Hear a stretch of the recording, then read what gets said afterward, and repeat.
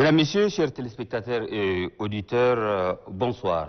La journée des femmes met en avant la lutte en faveur des droits de ces dernières, notamment la réduction des inégalités des femmes au Tchad. C'est plutôt une semaine entière qui a été consacrée à la femme. Cette année, c'est la ville de Mongo, chef-lieu de la province du Guéra, qui a été choisie pour le lancement officiel des festivités de la Semaine nationale de la femme. Pour échanger sur la Sénafette, nous recevons sur ce plateau Amina Pirsul Longo, ministre de la Femme et de la Protection de la Petite Enfance.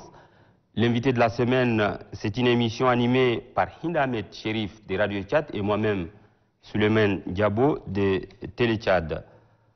Bonsoir, madame, et merci d'avoir accepté notre invitation. Merci beaucoup, c'est à moi de vous remercier. Madame, c'est depuis 30 ans que le Tchad célèbre la Semaine nationale de la femme. Alors, madame, quel bilan pouvez-vous faire de l'édition précédente? Merci beaucoup pour l'occasion que nous donne la télévision nationale d'échanger avec le grand public dans un contexte aussi convivial et que professionnel. Je voudrais aussi en même temps féliciter l'équipe dirigeante de l'ONAMA pour les nombreuses initiatives innovantes que vous nous donnez, à l'exemple de cette émission très riche en couleurs que j'apprécie énormément. C'est le Tchad seul qui accorde une semaine dans le monde entier. Hein. C'est le Tchad seul qui donne une semaine pour la cause de la femme. Donc c'est vraiment une prouesse pour nous et nous sommes très reconnaissants aux plus hautes autorités pour avoir toujours mis la femme au cœur de la politique. Et l'année dernière, nous avons célébré 30 ans. 30 ans, c'est quand même un moment pour s'arrêter et faire un bilan. Et donc l'année dernière, nous avons fait le bilan des 30 ans de la Sénafette à travers un forum de haut niveau qui était sous le parrainage de son Excellence, Monsieur le Président de la République. Il était question lors de ce forum de haut niveau d'identifier les forces et les faiblesses de la Sénafette et d'en sortir des bilans sur lesquels on pourrait éventuellement célébrer les prochaines Sénafettes, vraiment en se fixant comme objectif le contexte de la Sénafette qui est un moment de réflexion, d'analyse pour la condition de la femme. Il en ressort du bilan des 30 ans de la Sénafette que le cadre institutionnel et juridique de la Sénafette est nettement amélioré depuis lors. Qu'il vous plaise que je rappelle qu'il y a plusieurs actifs. Quand je parle du cadre institutionnel et juridique, il y a d'abord le décret qui a institutionnalisé la Sénafette. Il y a plusieurs textes et lois en faveur de la femme. Il y a la loi de la santé, sur la santé de la reproduction avec son décret d'application qui vient de sortir. Il y a l'adoption de la politique nationale genre sur laquelle se repose en fait toute la politique du gouvernement en faveur de la femme. Il y a aussi la loi de la parité que vous connaissez tous, actuellement son décret d'application en cours. Il y a aussi la constitution de la République elle-même qui est favorable à l'autonomisation et à l'épanouissement de la femme tchadienne. Au-delà de tous ces aspects de force pour la Sénafette, nous avons noté qu'il y a quelques faiblesses. D'une façon générale, les faiblesses que nous avons notées, c'est la perception de la Sénafette par les femmes elles-mêmes. Donc nous nous sommes rendus compte que les femmes elles-mêmes, malheureusement y compris, perçoivent la Sénafette beaucoup plus comme un moment festif, où il faut les pailles, il faut aller défiler, oubliant le fondement de la Sénafette qui repose sur l'analyse et la réflexion. Donc, de par ces analyses que nous avons faites, cette année, post-30 ans, nous nous disons que c'est le moment de revoir autrement la Sénafette. Les résolutions prises lors des éditions précédentes ont-elles été vulgarisées, Madame la Ministre? Merci. Les résolutions prises lors du premier forum ont été vulgarisées parce qu'après l'édition de l'année dernière, il y a eu un moment de restitution qui a vraiment fait un moment de brassage de toutes les femmes qui ont participé à la Sénafette, qui sont réparties avec les recommandations dans les provinces, les organisations des femmes qui se sont appropriées de la Sénafette et en s'appropriant aussi de ces résolutions, le bilan de ce forum qui a été aussi déposé aux plus hautes autorités, parce que des parts des recommandations, il y a des recommandations pour les organisations elles-mêmes, pour le gouvernement et pour les partenaires. Aujourd'hui, ça sera peut-être le moment pour nous, cette édition, de faire l'analyse de ces résolutions. Est-ce qu'elles ont vraiment eu un impact? Et donc ça, c'est pendant la Sénafette, nous allons nous retrouver avec toutes les femmes, échanger ensemble et maintenant voir est-ce que les résolutions ont été prises en compte ou pas. Oui, madame, vous avez parlé d'un bilan. Dans le ministre, quel est l'impact réel de la Semaine nationale de la femme dans le développement socio-économique de notre pays? L'impact de la Sénafette dans le développement socio-économique n'est plus à démontrer. Aujourd'hui, déjà, ma sœur Hinda et moi, on est deux contre vous, c'est-à-dire que ça, c'est le résultat du plaidoyer et de l'importance de la Sénafette, qui a donné aux femmes un moment de réflexion, un moment de plaidoyer, un moment de lutte pour s'affirmer dans la vie, dans la société et contribuer activement au développement.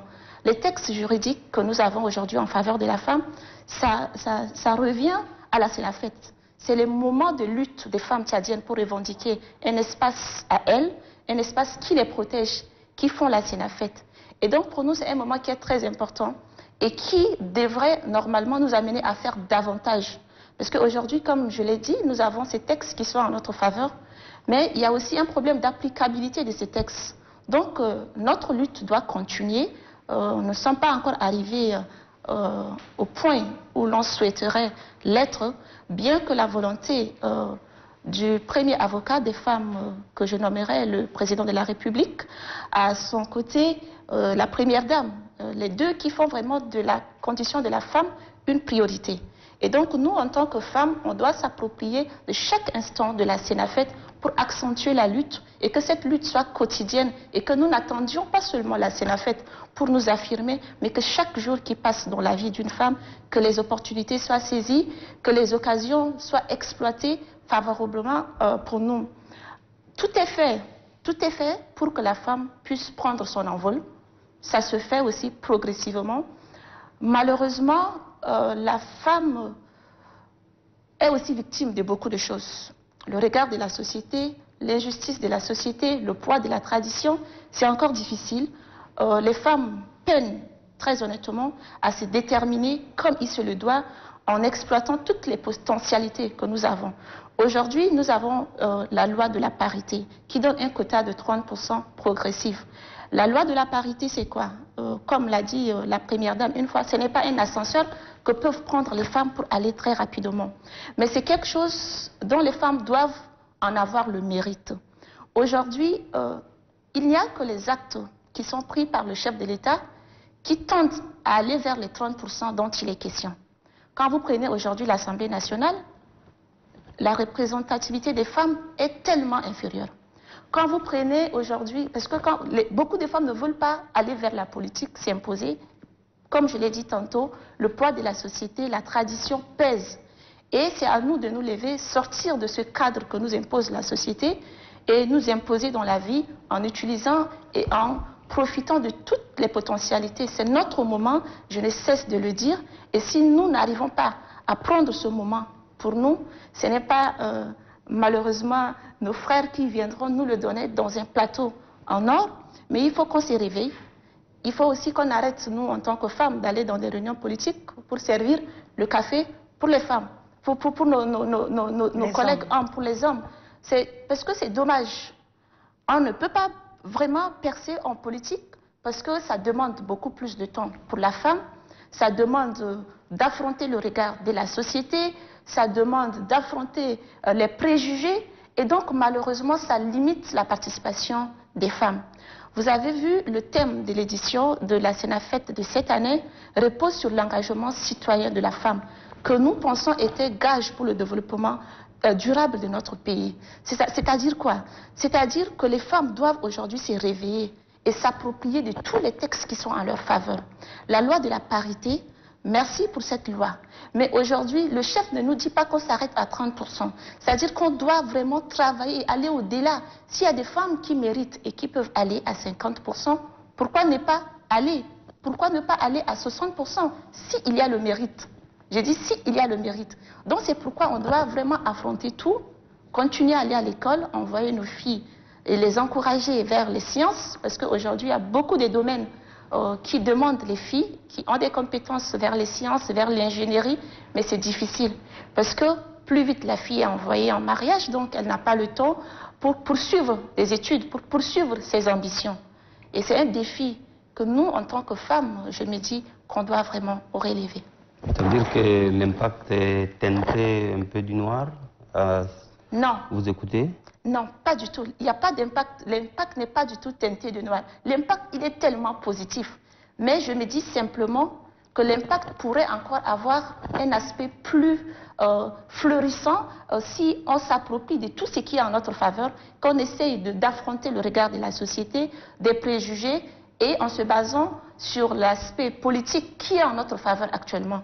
Mais si on ne saisit pas toutes ces opportunités en ayant peur de la société et des préjugés, du poids de la tradition, malheureusement, on ne pourra pas aller au-delà de nos espoirs. C'est ce que j'essayais de dire. Madame la ministre, parlant justement des 30% du quota accordé aux femmes, pensez-vous qu'il est accordé de façon scrupuleuse aux femmes? Comme je l'ai dit tantôt, c'est un combat. Est-ce que c'est respecté, justement? C'est un combat parce que malheureusement, il n'est pas aussi respecté que ça. Le quota de 30%, ce n'est pas seulement le chef de l'État. Je vous ai dit, le chef de l'État, quand il prend ses actes, il fait attention pour que les 30% soient respectés. Les 30%, c'est quoi? La parité, c'est quoi? Ce n'est pas seulement une question de gouvernement. Comme je l'ai dit, c'est le réveil des femmes elles-mêmes. Aujourd'hui, nous sommes en train d'amorcer une année électorale où il y a les présidentielles, il y a les législatives. Mais il faut que les femmes tchadiennes puissent se dire, nous, on veut participer. On veut participer à la chose publique, on veut participer au monde politique. Il faut que moi, en tant que femme, je me dise que je veux être députée, je veux aussi aller à la présidentielle. C'est possible, il faut rêver, il faut aller au bout de ses rêves. Aujourd'hui, ce n'est pas seulement respecté parce que les gens ne veulent pas le faire, mais je me dis que ce n'est pas aussi respecté parce que nous, les femmes, on ne prend pas aussi beaucoup d'initiatives. Pour qu'il y ait peut-être 30% des femmes à l'Assemblée nationale, il faut qu'il y ait des femmes qui postulent. Si les femmes ne postulent pas, on ne pourra pas atteindre ce quota. C'est pourquoi aujourd'hui, nous nous retournons beaucoup plus vers les femmes elles-mêmes, de se réveiller, de s'approprier de tout ce qui est en leur faveur. Rien ne peut se donner gratuitement. Il faut le mériter, il faut surtout oser. Tu peux mériter, tu peux avoir des compétences, mais tant que tu n'oses pas, tu n'as pas de l'audace, tu ne peux pas faire un pas de plus. Si la femme n'ose pas souvent, est-ce que vous ne pensez pas que c'est dû à un encadrement déjà au niveau de la base? Est-ce qu'il ne faut pas affronter le problème à partir de la base, par exemple? Je suis d'accord. Le problème, il est à la base. Le problème ne peut se résoudre que quand chaque Tchadien, homme ou femme, se rendra compte de l'importance de la femme dans la société. C'est un problème d'éducation, très simple. Aujourd'hui, vous êtes parent, comme je le suis aussi. Comment est-ce que je dis que mes enfants à la maison? Comment est-ce que je dis que la fille et le garçon? Comment est-ce que vous, en tant que parents, vous éduquez vos filles? Est-ce que vous donnez plus d'opportunités aux garçons en marginalisant les filles, ou est-ce qu'elles ont les mêmes potentialités et les mêmes opportunités pour aller de l'avant?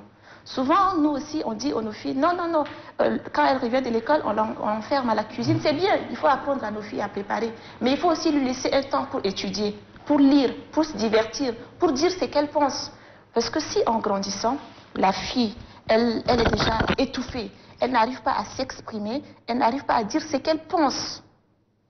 Quand elle va grandir, elle aura toujours ce complexe vis-à-vis de l'homme.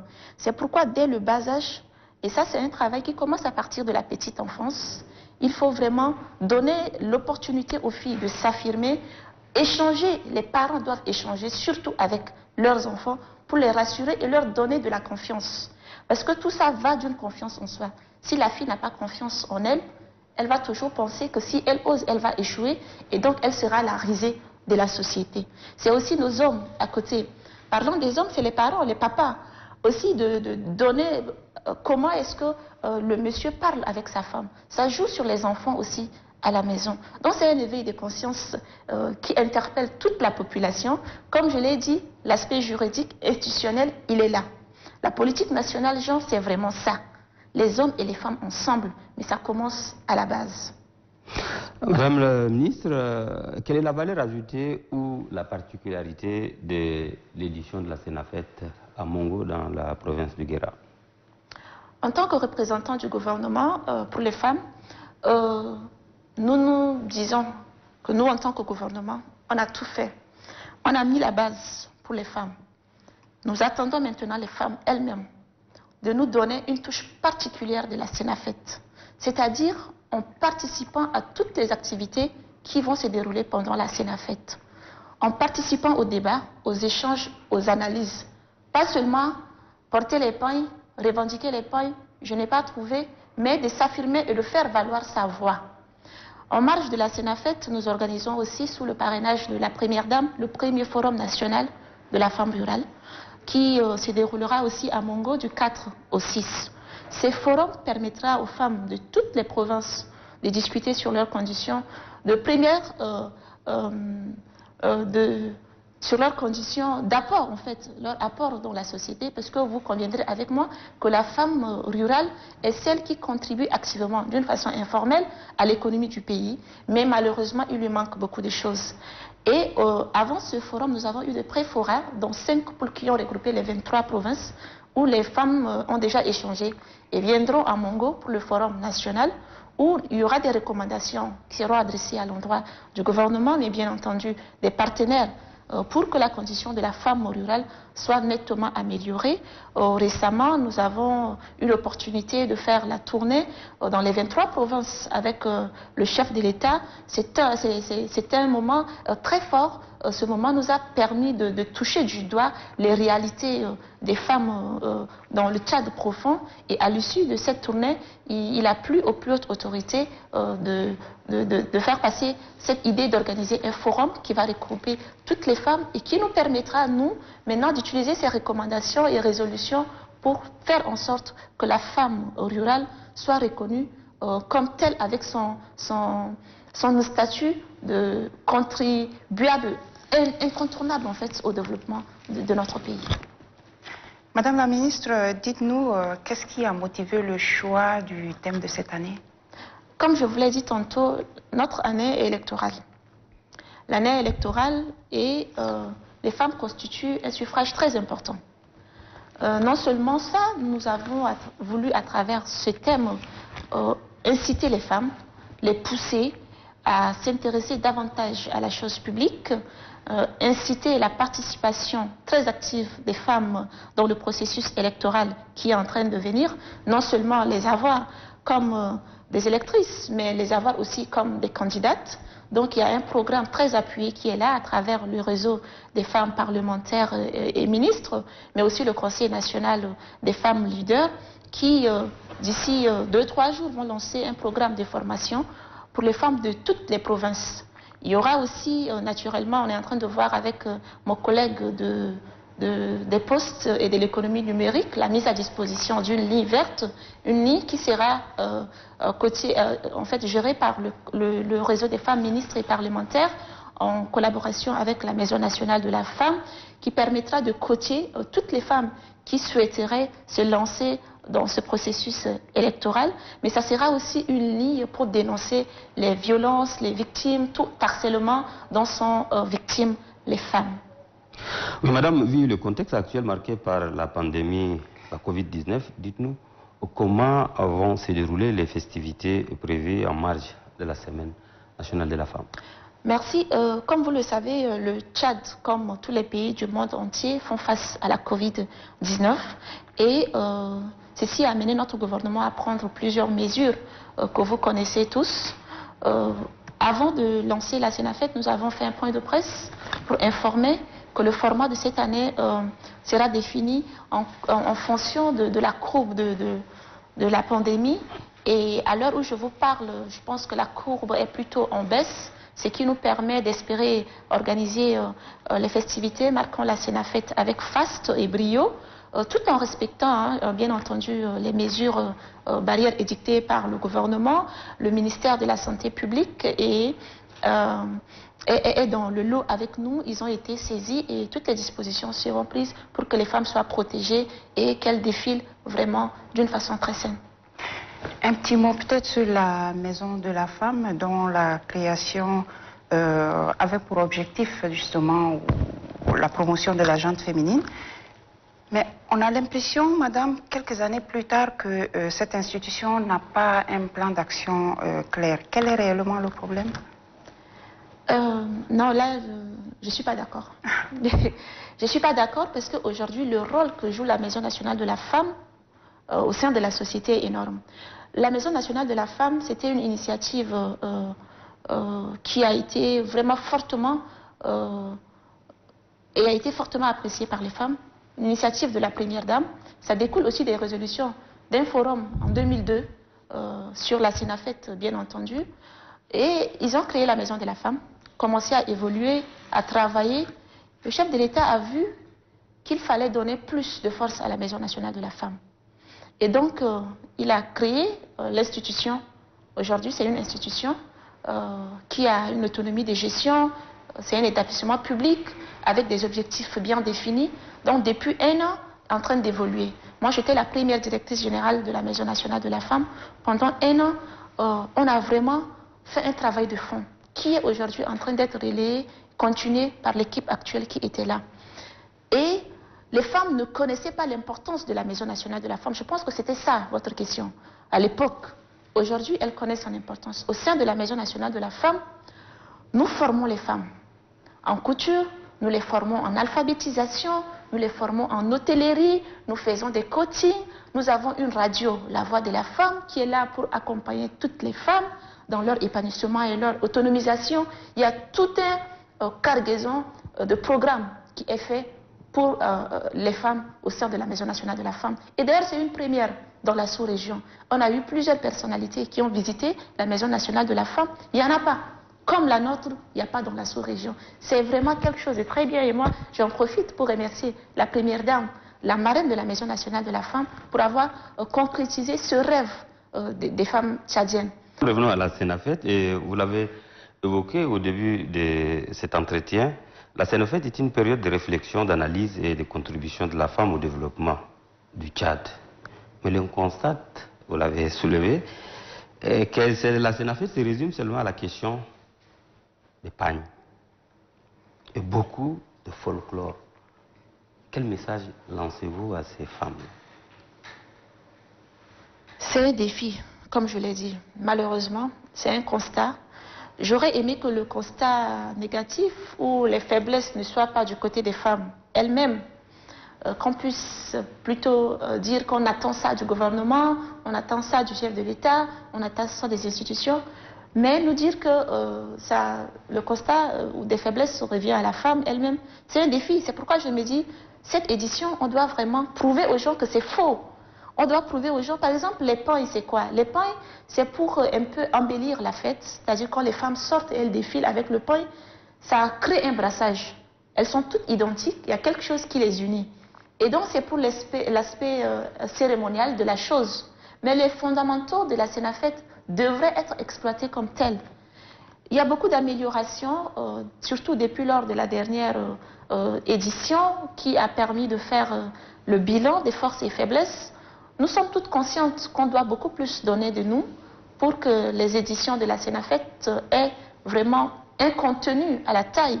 Ne pensez-vous pas que la promotion de la femme tamponnée doit être préparée, consolidée à partir des bas âges, notamment à travers des investissements sérieux à l'éducation de la jeune fille? Vous l'avez relevé, mais essayez de nous parler un peu de la jeune fille qui doit avoir une éducation avant d'aller jusqu'à être femme et penser à la promotion de tout ce qui accompagne la femme. L'éducation de la jeune fille est une priorité majeure pour le gouvernement. Et c'est pour cette raison qu'il a plu au chef de l'État de nous signer la loi portant interdiction du mariage d'enfants. Normalement, tant que la fille n'a pas 18 ans, elle ne doit pas être mariée. Mais on sait aussi qu'à 18 ans, la fille, elle est majeure. C'est-à-dire qu'elle est libre de son choix. À 18 ans, elle peut aussi déjà savoir qu'est-ce que je dois faire de ma vie. En dessous de 18 ans, c'est les parents qui manipulent. Et aussi, je me dis, pour des fins lucratives. On envoie la jeune fille très vite en mariage parce que nous vivons peut-être un moment de précarité où on espère envoyer la fille pour avoir un peu de ressources. Ou aussi, on s'est dit, il faut envoyer la fille rapidement parce que si elle reste encore à la maison, elle va commencer à fréquenter les garçons. C'est faux. Et tout est une question d'éducation. Quel sera votre dernier mot, Madame la Ministre? Je vous remercie infiniment pour l'opportunité que vous m'avez donnée de m'adresser à mes sœurs et leur rappeler que nous avons un grand défi, celui de donner au contenu de la Sénafette de cette édition un contenu vraiment qui répond aux attentes de toutes les femmes tchadiennes, qui répond aussi, saura être relever le défi. Aujourd'hui, le maréchal est en train de nous observer, attendre pour voir est-ce qu'il a bien fait de nous donner une semaine carrément pour célébrer la femme, ou est-ce que nous allons lui dire qu'il a mal fait de le faire. Et donc c'est un défi que nous devons relever, chères sœurs, et je profite aussi en même temps pour souhaiter à toutes les femmes tchadiennes une très belle Sénafette. Je vous remercie. Très belle Sénafette à toutes les femmes tchadiennes, très belle Sénafette à vous, Madame la Ministre. Mesdames, Messieurs, chers téléspectateurs et auditeurs, retenez que Madame Amina Priscille Longo était notre invitée. C'était notre invitée au menu de l'entretien, la Sénafette. Merci de votre aimable attention. Rendez-vous dimanche prochain à la même heure pour un nouveau numéro. Bonsoir.